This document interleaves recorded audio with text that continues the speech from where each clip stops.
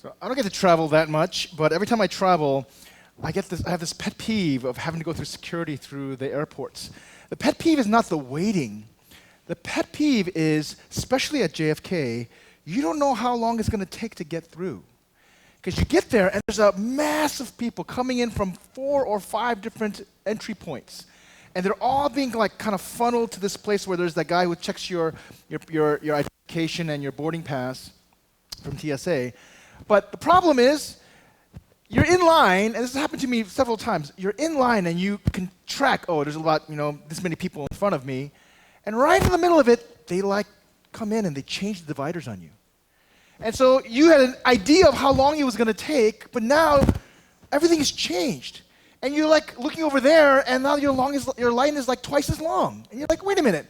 But another person who's right in front of you got a shorter line, or the person over there who started off over there. This is what goes through my mind when I'm in the airports, right? And you're thinking, that's not fair. It happened to me 3 times once. And so I'm in there, and I'm almost there, and they changed the line. I had to go around again. And I was just like, what's going on? It seems so unfair. And those kinds of times, I don't know why, but in my head, I'm thinking, injustice, because you feel it. Now, luckily, I usually always make my flight, because I show up 2 hours early because I can't stand the JFK line. But if you're like me, when you find that there's a deep sense of unfairness, we associate that somehow with injustice. And that is definitely true. What we're finding is that this kind of unfairness, this kind of wrong, is really found all throughout. More and more these days, people are highlighting how we don't even pay attention to how much, not just unfairness, but wrong, real injustice we come across.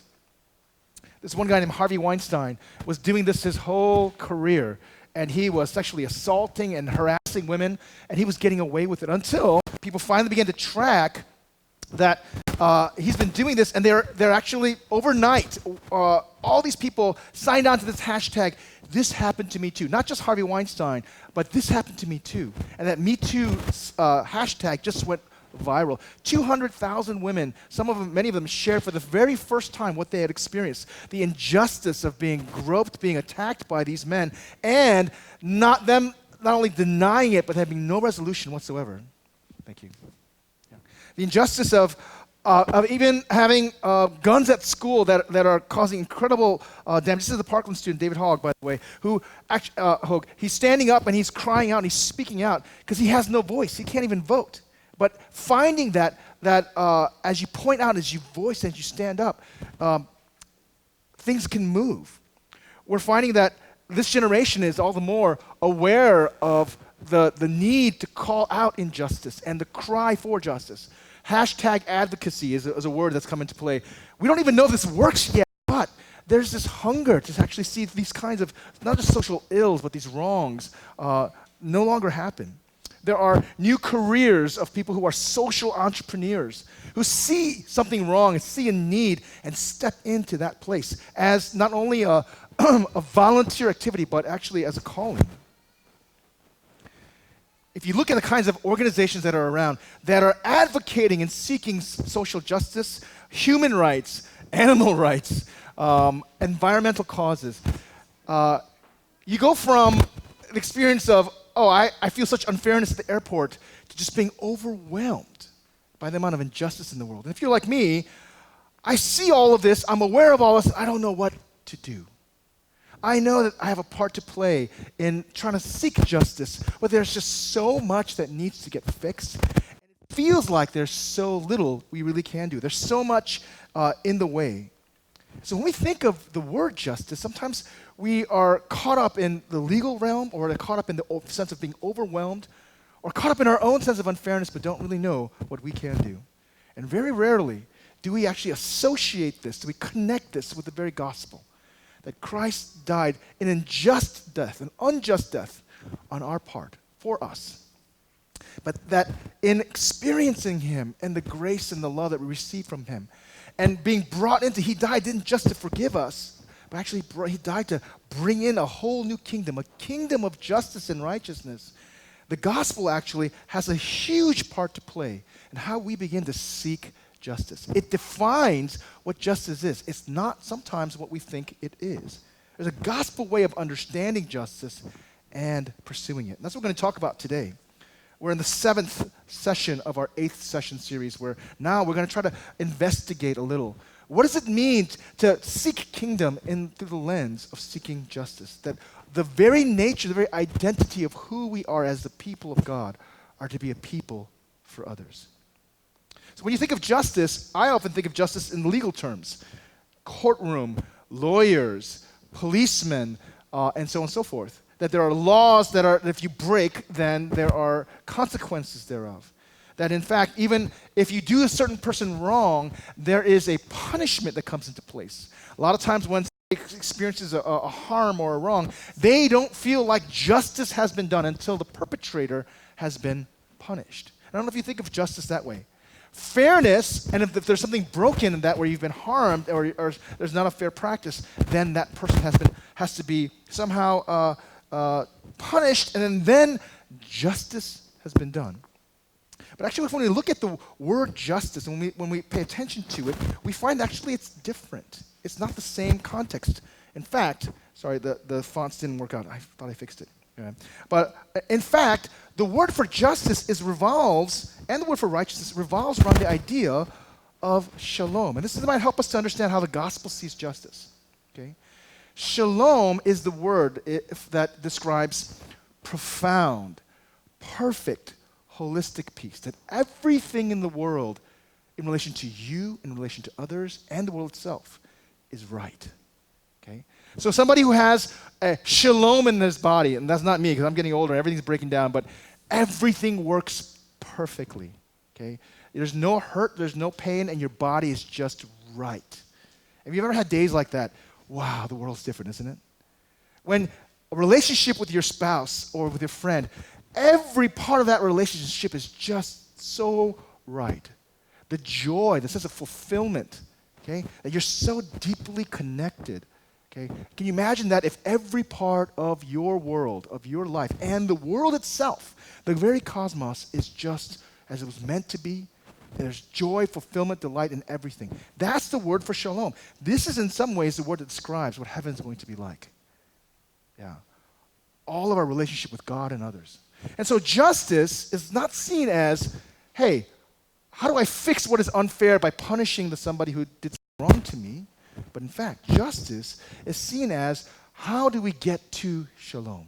It is a vector, a direction by which our world is moving to shalom.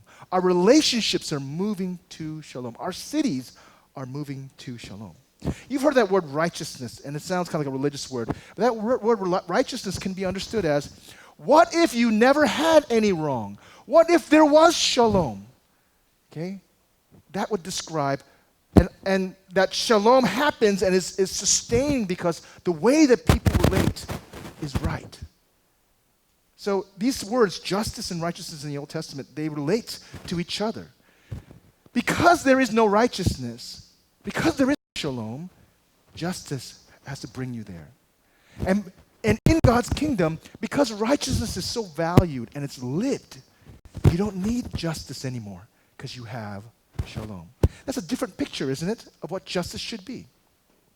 To describe this a little more, Cornelius Plantinga, a professor, describes shalom this way: the webbing together, this interlaced, active thing, where all of God, humans, and all creation, they're brought into perfect relationship, in equity, in fulfillment, and delight. This is what the Hebrew prophets call shalom. And so that's when we want to reorient our understanding what justice is. Okay? And so justice is less about fairness. Justice is more about kindness. Justice, as Tim Keller would say then, is just love in action. Love in action. There is no shalom. How do you get it there? A kindness, a love, a care that brings people into shalom, that brings shalom. Have you ever thought of justice that way? It's a very different way of thinking of it. You're not just, yes, you are trying to stop the wrong. You are trying to cordon it off, right? But in fact, it goes further than that. Justice is not just punishing the one who did the wrong. It's actually bringing healing, bringing right person into rightness. And that's what Christ has come to do. When he brought his kingdom, he is bringing justice this way. And all those who are called to know him and to live with him are called to do the same. We're called to actually do justice. Not just to think justly or to support a just system or society, but actually we're called to act out, to bring about justice, moving people into a place of shalom. This is from a passage in Micah 6:8, and you've heard this before. What does the Lord require of you? You've heard. What does the Lord ask of you and demand of you, expect of us? And it's very simple. To do justice, act out justice, to love mercy, and to walk humbly with our God. Now, oftentimes when I first read this passage, it was like, doing justice, loving mercy, they're two different things, right? How can you do both? Because if you're doing justice, you're punishing, you're making things right by bringing about some kind of violence to the one who did violence. How can you do justice and love mercy? It kind of seems strange, doesn't it? But what if justice is this flip side coin of loving mercy? Because you're bringing people into a place. You're bringing the world into a place of this kind of shalom. And you're doing it not just out of your own energy or out of your own ideals, but you're doing it in humble relationship with God. This is more than simply just a nice idea. This is actually a requirement. Micah 6:8. He has shown you, O mortal, what is good. What does the Lord require of you? There is no way to live in this broken world without actually doing these three things. Acting justly, acting out, doing justice, loving mercy, and walking humbly with God. Justice is actually something that we owe others. Okay, I don't like the idea, many of us don't like the idea that it's something that we owe, but if it's required of us by God, as Tim Keller says then, justice is something that the Bible says that we owe our neighbor. Okay, that's a hard thing to take, right? It's not like, I have an option to be nice and to be good, to show kindness. But no, in the eyes of the Lord, okay, guess what? Whoever it is who demonstrates need, we have an obligation. We have a call. Now, a government cannot do this. I don't know any government actually has laws in place. Good Samaritan law is, if you see somebody in trouble, you have to help them, right? Because you can't really legislate that. Kind of like, you must love this person. You must, out of your own kindness and overflow, care for this person. What government can do that? A government can't, but a father can, right? A Lord can. And that's actually what God is saying. That as he's made us to be like him, justice, in other words, you see somebody in need, you're supposed to act out of love to take care of them and meet that need. And a neighbor is anybody who is in need. This is coming from the story in Luke chapter 15 about the Good Samaritan, where the people who know God, serve God, live out the life of righteousness, as you would imagine. Priests and Levites, there in Jesus' parable, they're passing by this guy who's been robbed and left for dead. They see his need, but they just walk right on by. And it's the Samaritan, this guy who is considered scum of the earth, who actually stops, sees the need, and he can't just keep walking. And what does he do? He does justice, okay? This is what he does. He tears off a piece of his own clothing to make a bandage. He pulls out wine to disinfect the wounds and oil to guard it. He puts him on his own donkey, and he walks him all the way to an inn. And he pays the necessary funds for this guy to have the time to rest and recuperate. And he says, if this is not enough, I'll come back. It is such a beautiful description of not just kindness, but actually, it might be a way for us to understand that's what justice looks like. And so if we think about this actually might help us to understand, what does it look like to have a real and a right relationship with God? Yes, praising, coming to church, reading the Bible, praying, following God in all of our lives, listening, that's such a central part of who it is, what it means to have this live relationship with God. If we were to pay attention to the scriptures, this function of us knowing God and serving him, acting out justice, loving mercy. This is such a key indicator of this life with God. That passage in Isaiah highlights this. Because the people of God were calling out to him, asking God to come and bring healing, asking God to establish their nation, and so on and so forth. And as it turns out, they're fasting and fasting and fasting. God looks at their hearts, and it looks like they are really passionate. It looks like they're really after God. But in fact, he says, that's not what I'm looking for. That's not the real index of faith. He says, is this not the kind of fasting that I have chosen? Okay? To loose the chains of injustice, to untie the cords of the yoke, to set the oppressed free, to break every yoke. Not to fast for 40 days until God answers your prayer. That's a great thing to do. But actually, the prophet actually outlines this thing. That when you see injustice, to actually do justice, meet that person's need, and so on and so forth. Tim Keller says that justice is the index. It is the place that you see and how you know and how you measure in some ways what real faith looks like. Okay? And so, justice is the index of real faith, the index of a real relationship with God, of the real spiritual condition of your heart. And that would be kind of an interesting thing, huh? If God said, let me see how much you love me. How have you been doing justice? How have you been loving mercy? How have you been walking humbly with me? Many of us actually grew up in traditions where that wasn't the index. We didn't pay attention to that. We didn't realize that's what God cared about as much. Scriptures are very clear in this, though. New Testament, book of James says, the life with God, the structured life with God that God our Father accepts as pure and right and faultless is this. What? To look after orphans and widows in their distress? The most vulnerable people in their society. To see their need and then to care for them, to do justice there, and to keep oneself from being polluted by the world. That's what it means to have a live relationship with God. So much so that when he sees somebody who is oppressing the weak and the vulnerable, God takes it personally. When he sees somebody doing justice for the needy, he actually honors, and he knows that he is honored. Proverbs 14:31. He who oppresses the poor shows contempt for their maker. God takes it personally.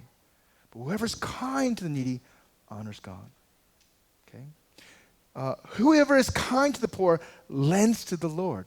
God takes it as somehow this is now my obligation to pay back. And God will reward them for what they have done. I love this passage from Jeremiah. Let him boast about this. In other words, boast is the language of confidence. You got confidence, put your confidence here, that he who understands and knows me, the person who really knows who God is, that I am the Lord who exercises kindness, justice, and righteousness on earth. They aren't different things. Do you understand? For in these I delight. I've got a lot of verses here, even highlighting what it looks like when God is restoring the people of Israel, getting them prepared to meet Christ. John the Baptist's ministry is there's a huge revival. People are leaving their homes to go out to the desert to get baptized in this act of incredible humility, and they're encountering God. The Spirit of God is here, and people are like, the Messiah must be coming. It might even be John. But what is the thing that John is calling them to do as an index of their real faith? What should we do then? The crowd asked John the Baptist, and John answered, anyone who has 2 shirts should share with the one who has none. Anyone who has food should do the same. The tax collectors, the ones who have been some of the most, living out the most lives of injustice, robbing from people for their advantage. When they were asked, guess what? What should we do? Don't collect any more than you are required to do. Do justice. Soldiers, what are we required to do? Don't extort money and don't accuse people falsely. Be content with your pay. Do justice. This is the kind of live spiritual reality that God has for us. But if you look paying attention at these verses in Isaiah, there is also I think a way to express this justice. There's guidelines, kind of how to point out how do we live out a life of justice. Just like in that passage from when John was mentioning this, share your food. This is Isaiah chapter 58, verse 7. This is the kind of fasting that God cares for, the seeking of God, this living out this life with God. Is it not to share your food with the hungry? to provide the poor wanderer with shelter, when you see the naked, to clothe them.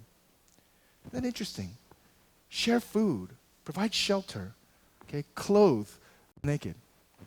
What does this mean? One of the beautiful ways that we get to do justice is there's a need presented for us, a very concrete need. Somebody's hungry, somebody's thirsty, somebody needs shelter, somebody needs some basic needs to actually go about their day and their life. We encounter homeless people on the street all the time, and there's a specific need brought before us. This is one of the simplest ways for us. And actually, this is the baseline in many ways. We can't do justice without, in fact, paying attention to the needs that are of the person in front of us, and then finding a way to share out of the overflow that we have. But there's a second aspect to this, of doing justice, that sometimes, and there actually is a very different one, that sometimes we do only the concrete needs because it's easy, and we feel good about ourselves, right? We see somebody hungry, we fed them, I did justice, I'm done. But if you pay attention to the verse right beforehand and look a little carefully, what is being asked? What is being declared as, this is what doing justice looks like. Yes, you take care of the concrete needs. You feed and you shelter and you clothe, but watch what he says. Is not this the kind of fasting I've chosen? To loose the chains of injustice. Okay? That means loose is not just loosen, but to free it. To untie the cords of the yoke around somebody's neck. To set the oppressed free and to break every yoke. Okay? That's kind of an interesting, let me go back here. That's kind of an interesting description. So on the one hand, it's easy to do justice in some ways by, you see somebody hungry, you feed them a meal. You see somebody who actually has a need, you offer that need, a very concrete one. But here is actually saying, we're supposed to look at the systems of injustice. Figure out what's going on. Get to the root causes. Break it down. And to see it no longer in place. That language of untying a knot or an entanglement is something that I'm very familiar with. My daughter, she has necklaces that for whatever reason she kind of throws it in some place, and then when she needs to wear it, it's all in a knot. You ever had to untangle a necklace? It's not even just like a normal string. It's such a pain. And she goes, Daddy, fix this. I'm like, oh. So I sit there with my eyes that are going, by the way, because I'm getting old. I can't see very clearly. I'm just trying to unwrap this, and I have to figure out what is going on here. Sometimes it takes me 30, 40, an hour, and just it gets so frustrating. But in order to get it completely free, it requires that kind of perseverance of understanding what's going on, not just loosening up the one and saying, until it's wearable. There is this beautiful picture of, we do the present, we do the individual necessity, but we also look at the systemic. We look at what the root causes are. We get to do both. And that's what doing justice looks like. The promise that we're given is, then your light will break forth like the dawn, and your healing will quickly appear. The things that we've been longing for in our lives, they come as we actually do justice and love mercy. Then your righteousness will go before you, and the glory of your God will be your rear guard. He'll protect us from the back, and he'll extend us forward with his righteousness and ours. And so, these are the two specific guidelines that we're given. Guess what? We've been given such an overflow. We can share it. Those of you who have more than enough food, share it. 2 shirts, share it. Okay? The concrete needs. Look at the things that are out there, the systemic stuff. And we don't have to fix everything, but God's going to actually highlight in our hearts. This is what you've experienced maybe, some measure of injustice. And you've experienced God move and free you from your hearts. Now, you get to be a people for others. I love the way our denomination does this. I don't know if you know that our small denomination, 850 churches in North America, we actually are very active in seeking racial reconciliation. We're very active in forwarding actually these kinds of ministries. We have a ministry, actually one of our key ministries called LMDJ, Love, Mercy, Do Justice. Go on this website, find out the kinds of things that they're doing. And there are already people who care, who are looking to untie the entangled mess of injustice in our world. One last encouragement for us. Sometimes we think, Well, God cares about injustice, but what are we supposed to do? I can't do anything. Or we even get really exhausted, and we think to ourselves, why doesn't God fix it? You ever thought of that before? Why doesn't God fix it? There's not a simple answer. But given all that we've been told, this little turtle cartoon actually might help us to prompt us to say, this is what we must do. Two turtles are talking, and one of them says, sometimes I'd like to ask why God allows poverty, famine, and injustice when he could do something about it. I wonder if you ever thought that before. Why does this happen to me? Why does this happen to this other person? Why doesn't he do something about it? The assumption is, and the reality is, he is. But this second question really is appropriate to us.